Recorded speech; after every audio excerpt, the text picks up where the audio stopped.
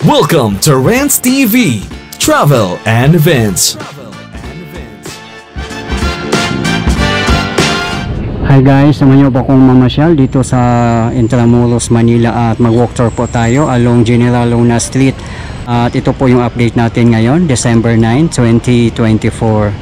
Time check is 3:20 PM local time. Ayan po, at medyo hindi nga maganda ang panahon ngayon, no? Makulimlim siya at maambon-ambon din. Dito po tayo sa labas ng Fort Santiago. Ayan, hindi na po tayo papasok dyan guys sa loob. Yan, as you can see, maraming mga nakapila dito. May mga foreigners, mga locals. Ayan, dami din.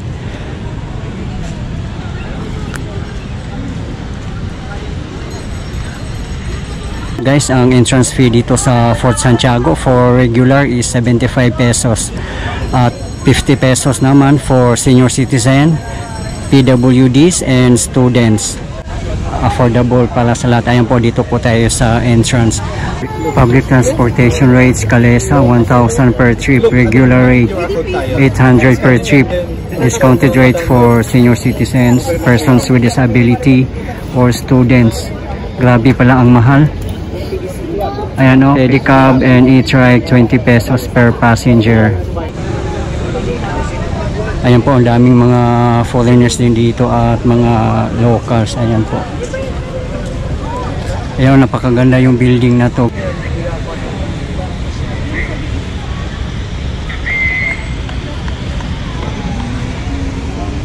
Ayan, at maganda na rin pala dito sa labas ng Fort Santiago. Ayan o, naka-bricks na dito lahat at wala ng mga spaghetti wires. At dito po tayo mag-start sa Fort Santiago.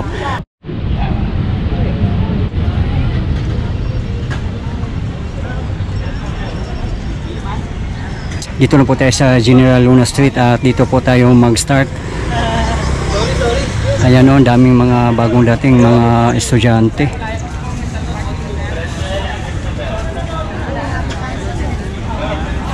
Dapat nakapin ma'am, doon sumiyan mo yung pagkakanong pa. Dalpan yun eh. Ano, sa barangay 655. Oo, doon naka ano. Ayan, dito pala yung papuntang Maestranza. Ayan po, ang lapit lang po dito sa Pasig River Esplanade kung may access, kaso lang sarado po eh. Ang access po ng Pasig River Esplanade ay sa Soriano Avenue. Napakalapit lang po dito, isang kembot lang.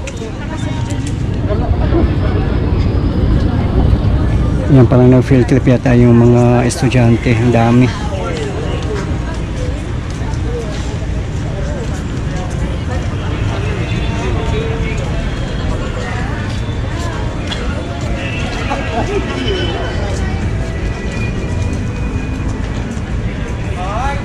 Ayan, maganda na rin dito yung street na to, naka-bricks na. Ayan.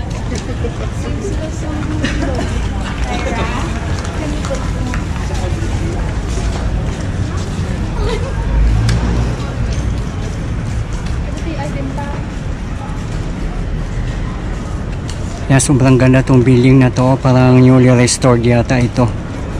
Napakaganda niya.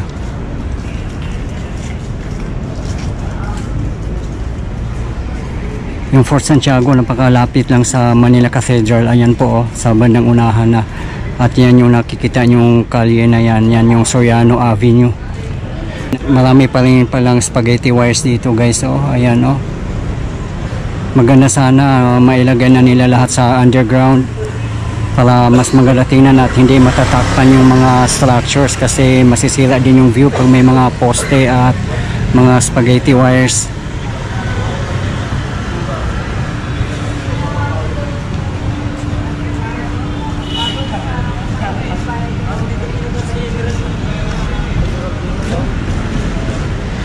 Today is Monday pero marami pa ring mga tao na mamasyal dito. Ayan, ito na po yung Soriano Avenue. At ito na po yung labasan ng Intramuros. Ayan po, dyan yung gate. Ayan naman po ang Palacio del Gobernador or yung Comelec. Ayan naman po ang gate ng Intramuros. Ayan, palabas yan papuntang South, Pier 15 at City Hall. Pwede rin dumaan dyan papuntang Manila, Rojas Boulevard. Ayan po. Ito naman po ang Soriano Avenue, kahabaan niya. Ayan po sa bandang unahan. Doon na po ang Pasig River Esplanade.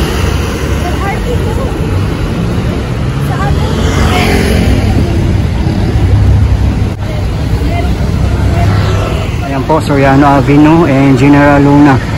Dito po tayo mag-walk tour sa General Luna. Ang lapit ng pong lakarin dito papuntang Rizal Park.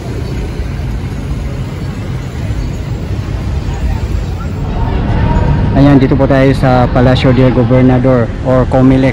Napakaganda ng Comelec building. Napakalinis na dito. Tingnan nyo naman po yung street dito.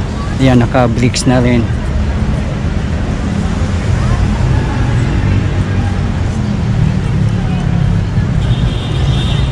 Ayan po.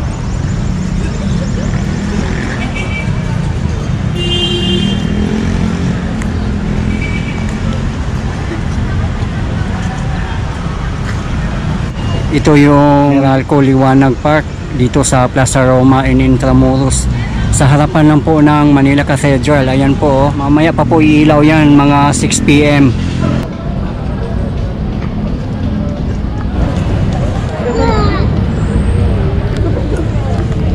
Dito na po tayo sa harap ng Manila Cathedral. Ang dami rin tao dito, oh.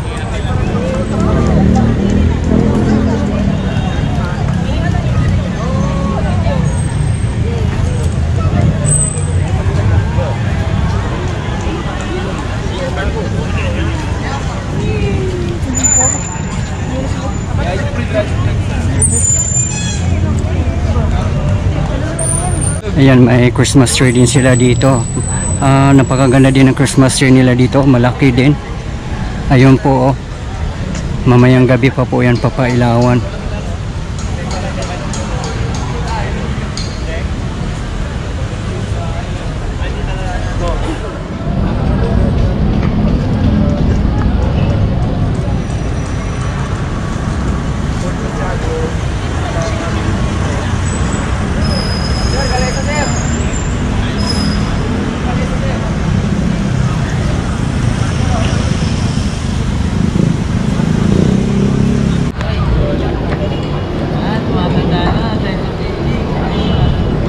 Punta na tayo sa General Luna Street, guys.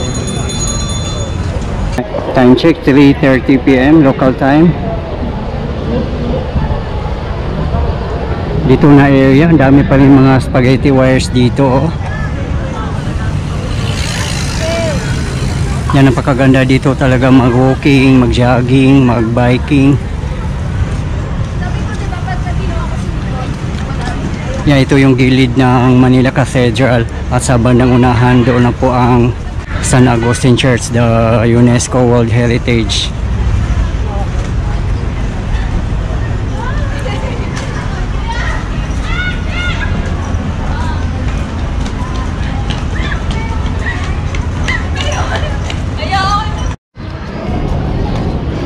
More buy charts, maps, and maritime supplies.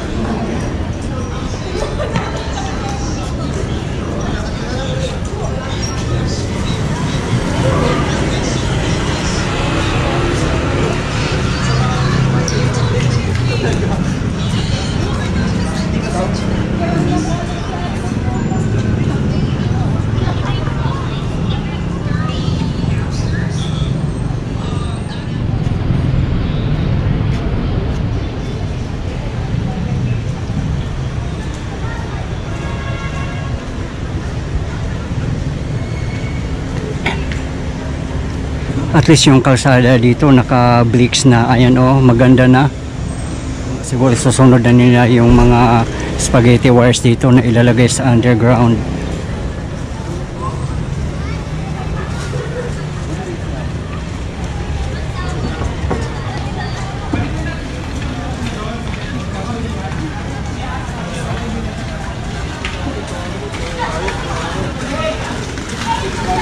Ang dami rin palang tao dito kahit Monday. Yan, bumabaha din ang mga foreigners dito. Masarap kasi maglakad-lakad dito na area kasi safe at maraming mga security guards at mga police din. Dito na tayo sa corner Anda and General Luna Street. Yan, may mga kalesa. Mahal pala sumakay ng mga kalesa. Ayan yung papuntang Anda.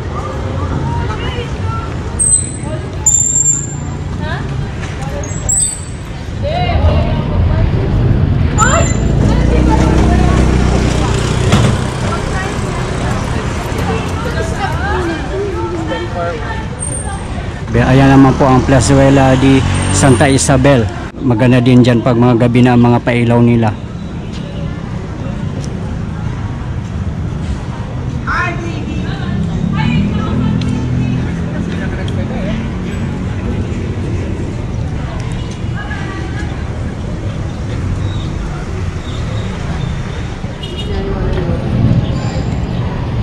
Malapit na po tayo sa San Agustin Church, the UNESCO World Heritage. Ayan po, marami nakapark na mga kalesa kung gusto nyo mag-hire.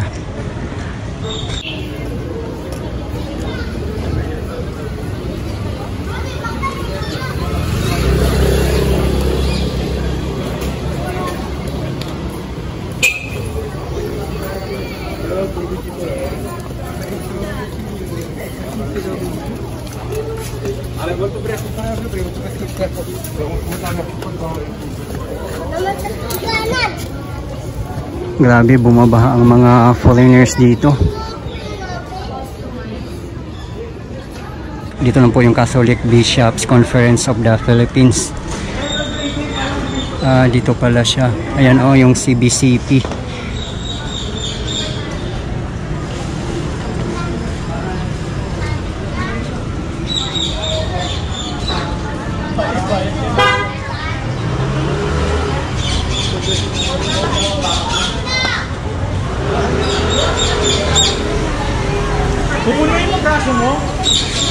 Napakagandang mamasyal dito, guys.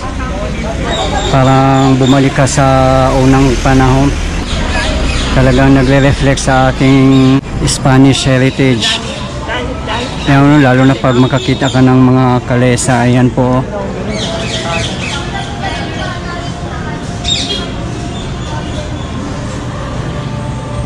Naka-uniform din pala itong mga kotsero.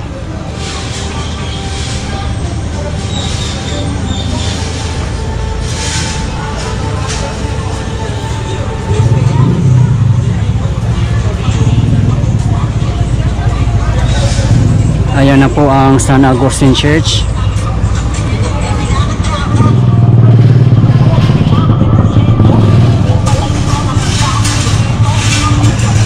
Yung mga cafe dito, ayan, napakaganda dito, naka cobblestone yung kalsada.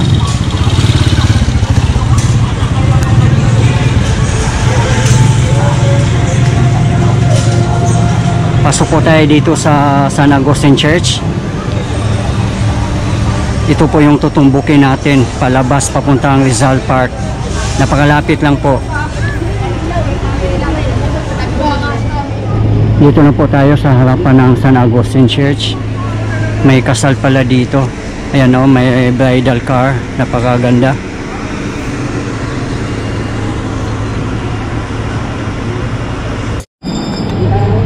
Ayan po, may monument po dito. Ayan.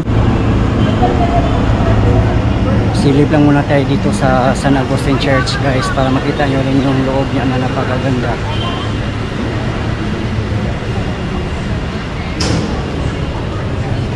World Heritage Site, San Agustin Church in Zamora City of Manila. One of the 4 Baroque churches of the Philippines, inscribed in 1993 on the World Heritage List pursuant to the Convention concerning the protection of world cultural and natural heritage. San Agustin Church in Intramuros City, Manila possesses an outstanding universal value that deserves protection for the benefit of all humanity. This marker installation is part of the Philippine celebration of the 50th anniversary of the World Heritage Convention, which was adopted by the General Conference of UNESCO on 16 November 1972. Yeah, may wedding nga po dito. Ayun po. Lord, sorrow is seafood all. We give them the joy of your presence to assist them in their toil, and the joy to comfort them in their need. Let them pray to you in the Holy Assembly and bear witness to the word. And after happy old age, together in a circle of friends that surrounds them, may they come to the understanding. Dito po sa gilid niya, nandito po yung museum. Ayan po, Museum San Agustin Church and Convent. Dito po siya. At ito po yung entrance fee. For adult, 200. Senior citizen, 160. Student and children, 160. PWD, 160. Kung gusto nyo ng with discount, kailangan meron po kayong dalang ID.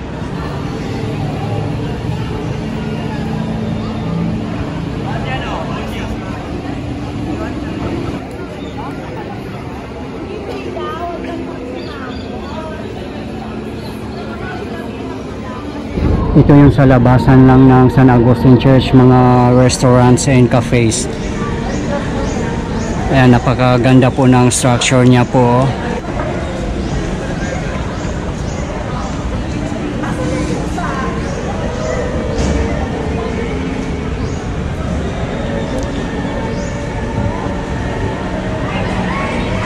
Grabe, sobrang ganda dito guys. At sa mga hindi pa nakapamasyal, sana makapamasyalin kayo dito. Wala naman pong bayad at napakadali lang pong pumunta dito.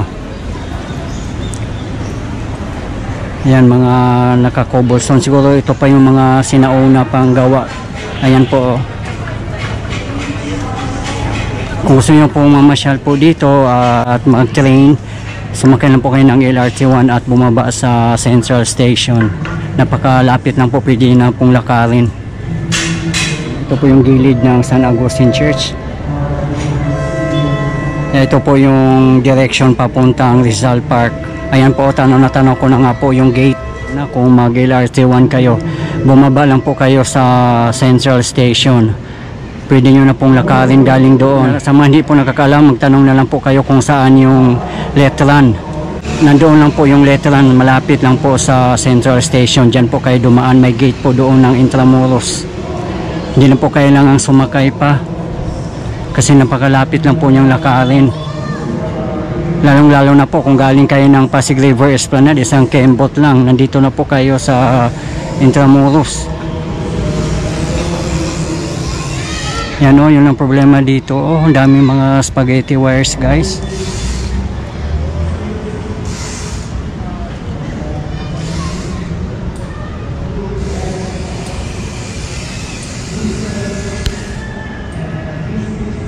Yan, galing po tayo dyan.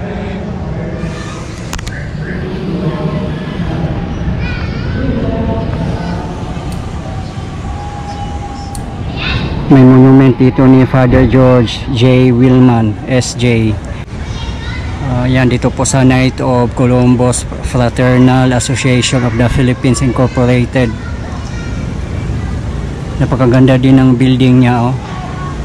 Dito naman sa tapat niya ay Starbucks.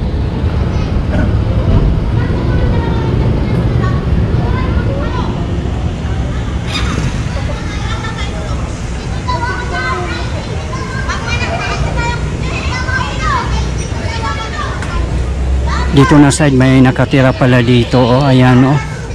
Marami din.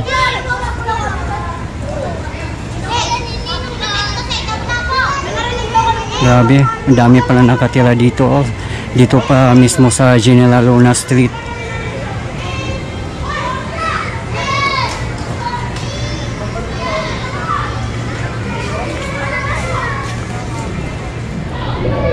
Dito pala yung NCCA Gallery. Yung pambansang komisyon para sa kultura at mga sining. Ito po yung building nila.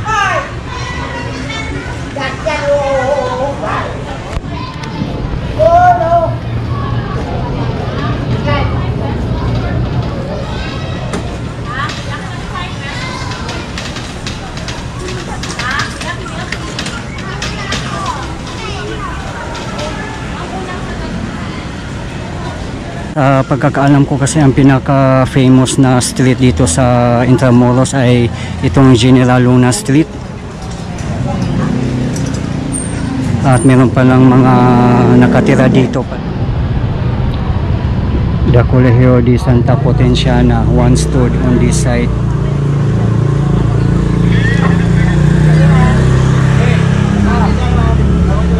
Ito naman sa right side ay Victoria Street po dito. Ayan, dito sa intersection ng General Luna.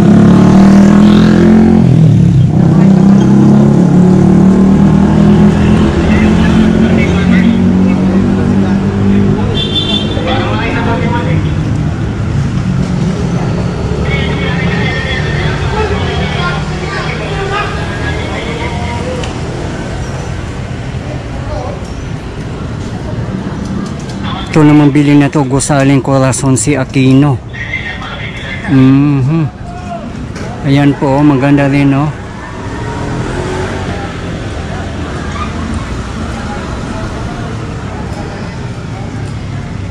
From Fort Santiago up to dito, maganda na ang kalsada dito, talaga naka-bricks na siya lahat.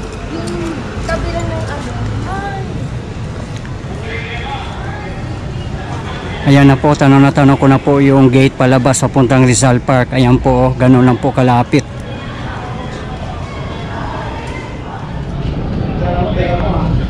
So tapat po natin Cafe Sofia by Paseo Victoria. At sarado naman siya.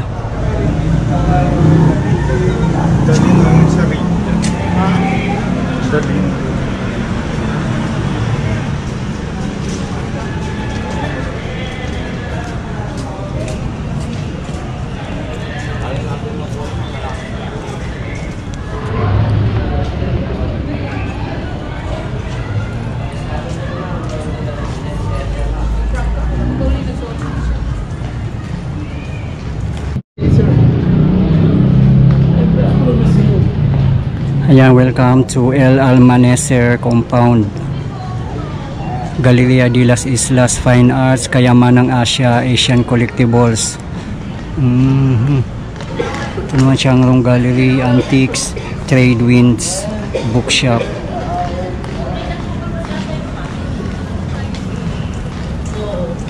Kasi pag kinalay ng Provian ng umaga, makita agad yan. Papasok naman.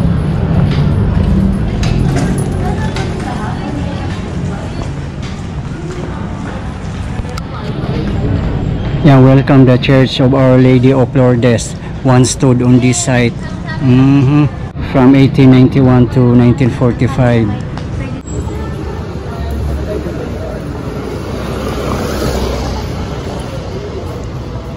Ayan, parami ng mga tao dito. Time check, 4 PM local time.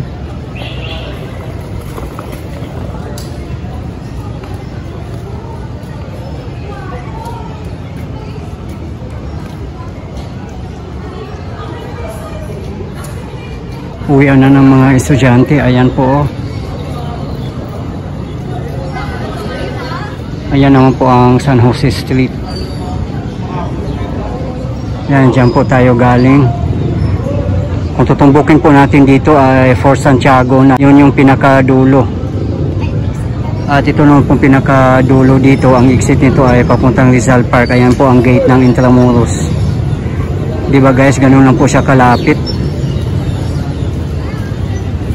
Welcome, pamantasan ng lungsod ng Maynila. Ayan, dito pala guys, oh. Yung Gusaling Corazon si Aquino ay part pala yun ng pamantasan ng lungsod ng Maynila.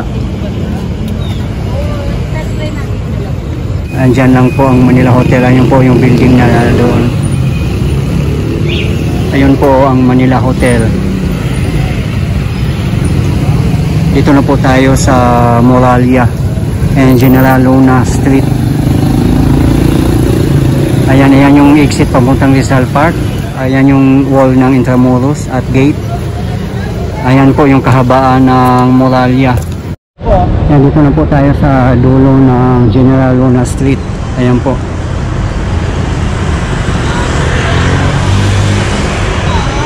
Dito naman na side ay Moralia Street papuntang Letran.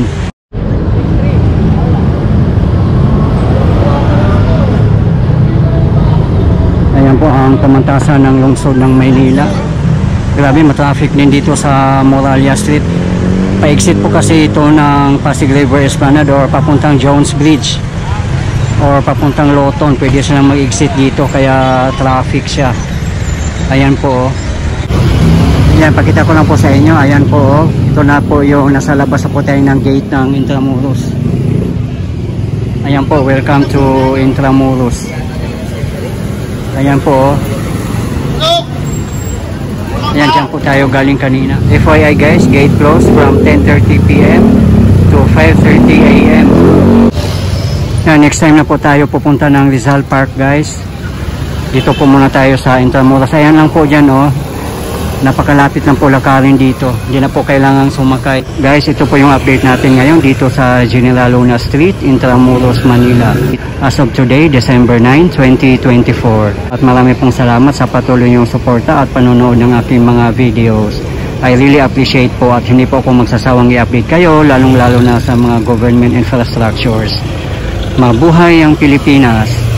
Okay guys, thank you for watching and keep safe everyone.